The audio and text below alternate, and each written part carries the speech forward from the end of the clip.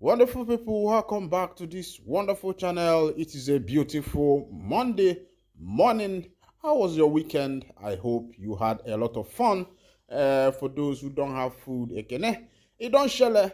Mazi Simon Ekpä, the Prime Minister of the Biafra Republic, government in exile, have warned the chairman of Ohamadike Ndigbo.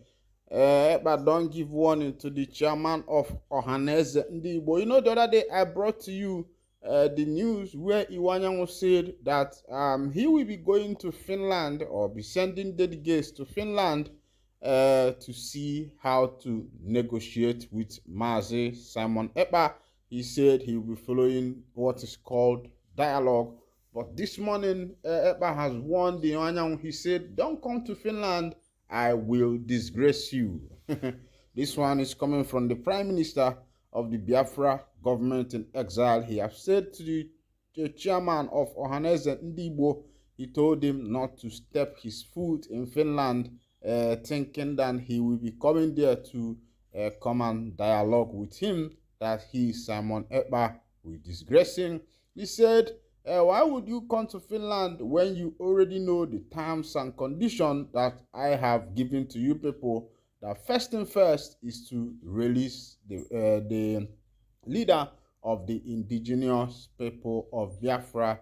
That is the first criteria. That if that is not done, I don't think coming to Finland to meet me makes any meaning. Let's go down to the full details of that information so that you can see as they go. Simon Ekpä, a Biafra agitator, has warned Emmanuel Iwanyanwu, President General of Ohamadike Ndigbo, not to visit Finland. Iwanyanwu, at a press conference on Sunday, said he is ready to lay down his life for peace to reign in the southeast. He promised to visit Finland where Ekpä resides.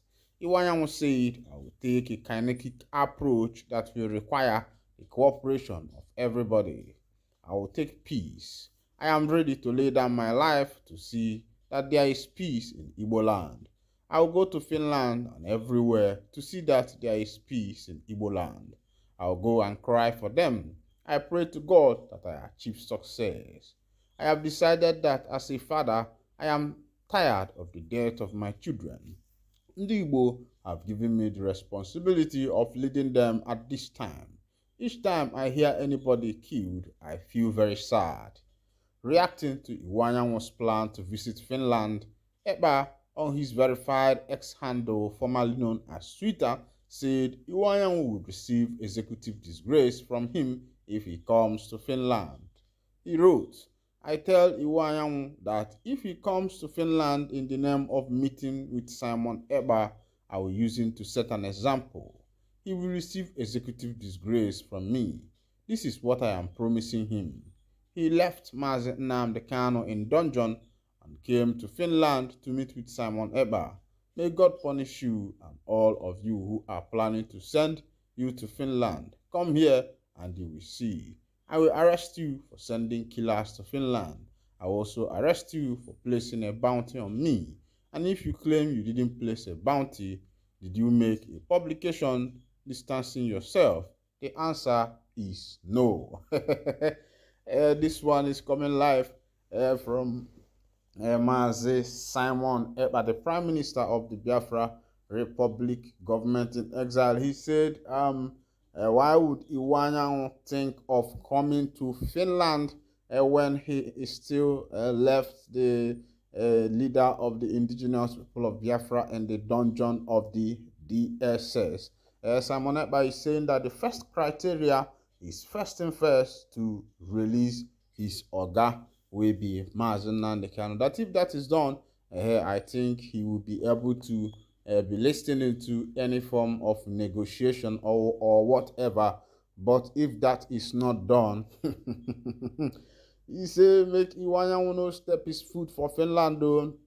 And according to him, he said that if Iwanyanwu tries to see what him, Simon Ekpä, will do and step into Finland, he said that he will arrest him. He said that the first arrest, he will arrest him on the basis of placing bounty on him and also sending killers to kill him.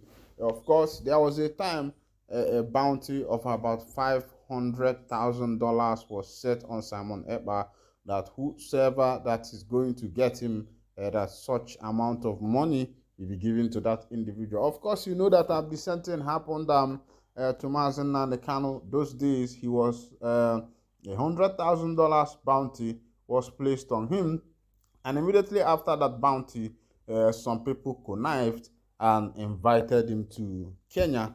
He thought that he was coming there for a talk, for a speech to his people, and that was the end of it all. That was where he was arrested, because these people knew that it will be hard for them to arrest him at the shores of Europe.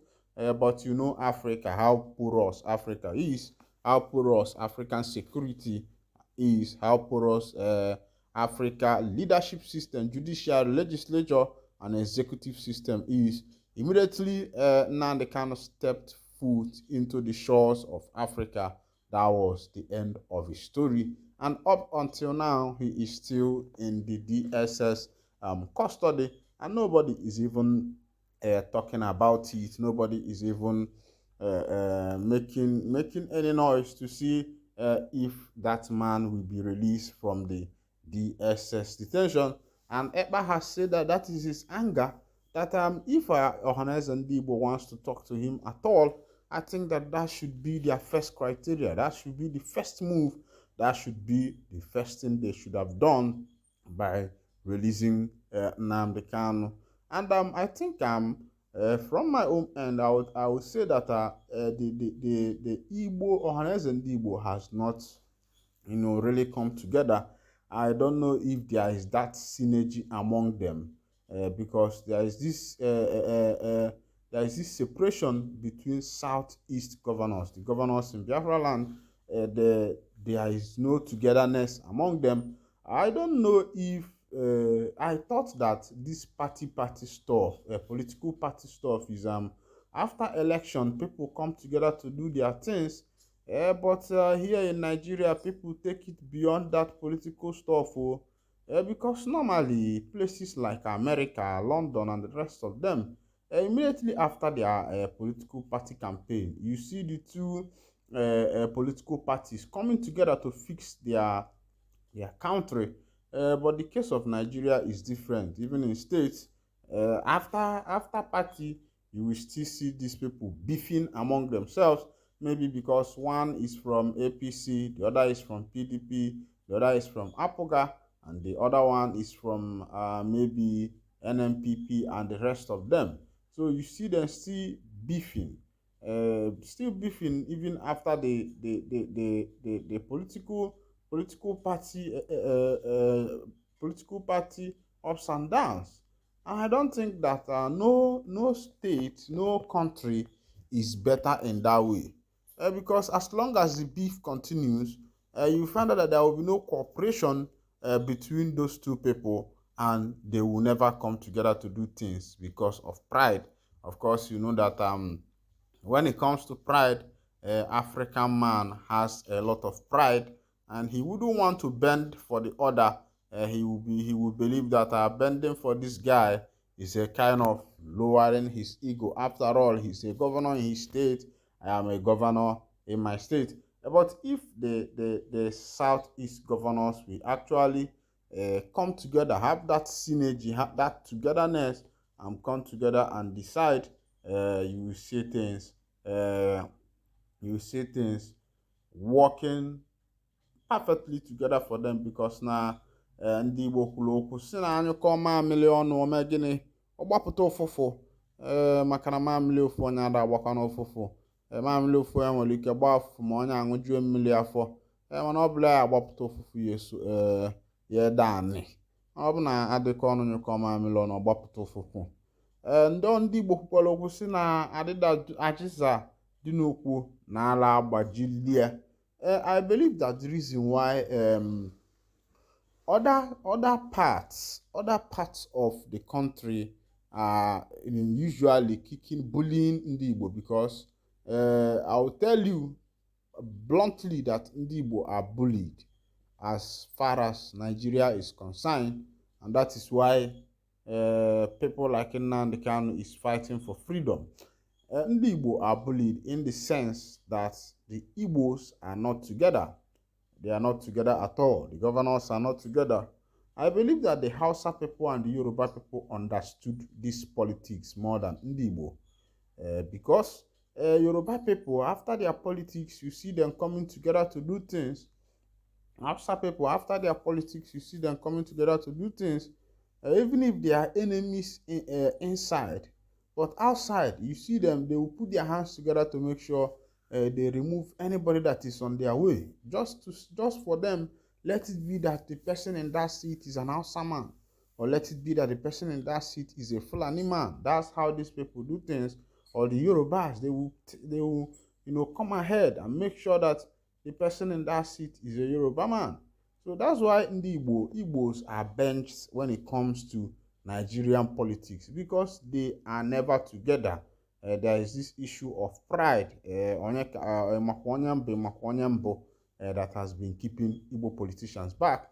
Meanwhile, Asino Sita Adeba Mano Gene no de Balugbo makana Asino na amalebe mmiri na wemabia amamalebe ono pose mananya bonye no lokwa na netu na atune oya watakon bebe mmiri video ngwanu kan dobili here na ogwukwo no kora n'ọnụ maka na ọkụ ọ na-abịa n'isi na-ekwu n'ọnụ m ngwanụ